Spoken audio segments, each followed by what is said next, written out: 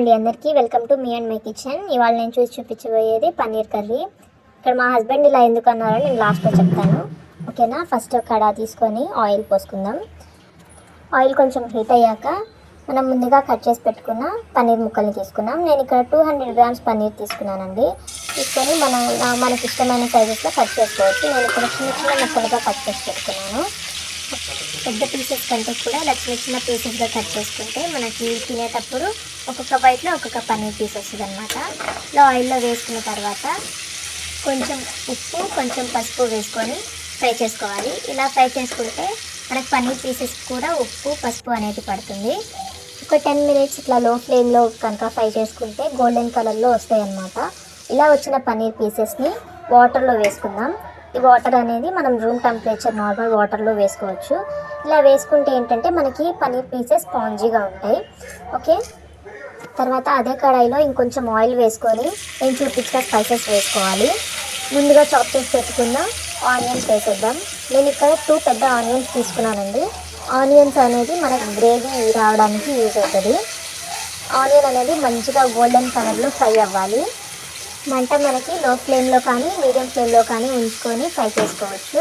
High ఫ్లేమ్లో పెడితే ఏంటంటే మనకి కలర్ మారిపోయి కర్రీ మనకి కొంచెం చేదు వస్తుంది అనమాట. సో ఇట్లా లో ఫ్లేమ్లో కానీ మీడియం ఫ్లేమ్లో కానీ పెట్టుకొని లైట్ గోల్డెన్ కలర్ వచ్చేలాగా ఫ్రై చేసుకోండి. మొత్తం మనకి 15 మినిట్స్ దాకా పట్టచ్చండి లో ఫ్లేమ్లో ఫ్రై చేసుకుంటే. ఇలా కొంచెం ఫ్రై అయిన తర్వాత 1 స్పూన్ జింజర్ గార్లిక్ పేస్ట్ వేసుకుందాం. మీరు మసాలాలు తింటే బాగానే తింటాము అని అనుకుంటే ఇంకొక టేబుల్ స్పూన్ వేసుకోవచ్చు. మేము మసాలా కొంచెం తక్కువ తింటాం కాబట్టి 1 టేబుల్ స్పూనే వేసుకున్నాను. అల్లం వెల్లుల్లి పేస్ట్ పచ్చివాసన పోయే వరకు ఫ్రై చేసుకోవాలి. కింద అంటుకుంటూ ఉంటుందన్నమాట. ఇలా నేను చూపించిన విధంగా గోల్డెన్ కలర్లో వస్తే కర్రీ గ్రేవీ బాగా ఉంటుందన్నమాట. ఇప్పుడు మనం టొమాటో పేస్ట్ని వేద్దాము.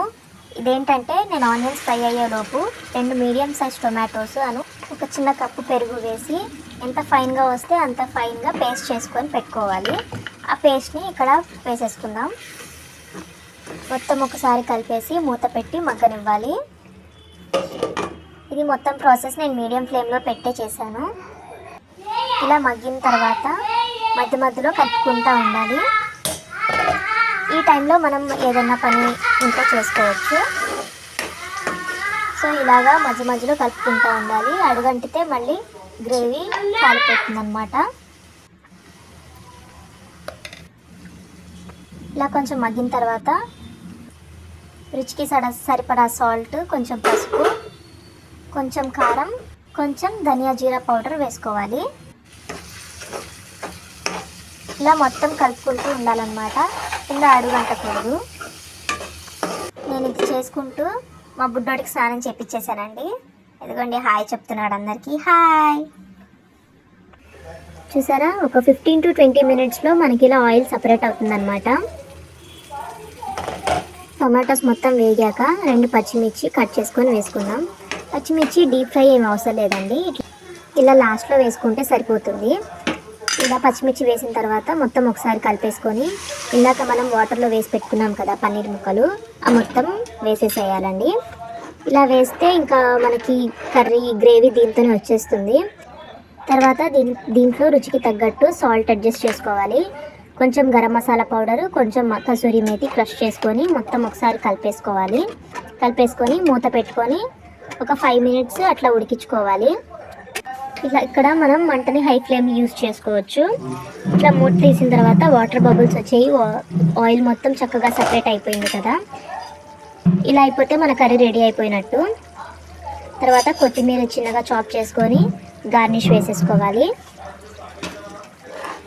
మొత్తం ఒకసారి కలుపుకొని మనకి గ్రేవీకి తగ్గట్టు లూజ్గా కాకుండా మరీ థిక్గా కాకుండా ఇట్లా మీడియంలో ఉంటే బాగుంటుంది.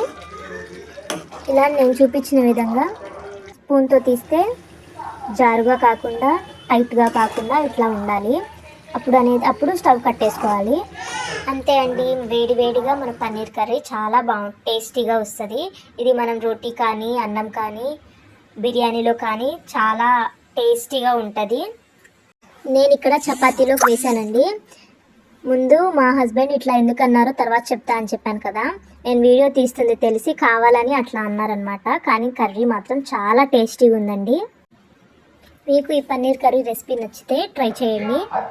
ట్రై చేసి కామెంట్ బాక్స్లో నాతో మీ ఫీలింగ్స్ షేర్ చేసుకోండి. ఓకేనా?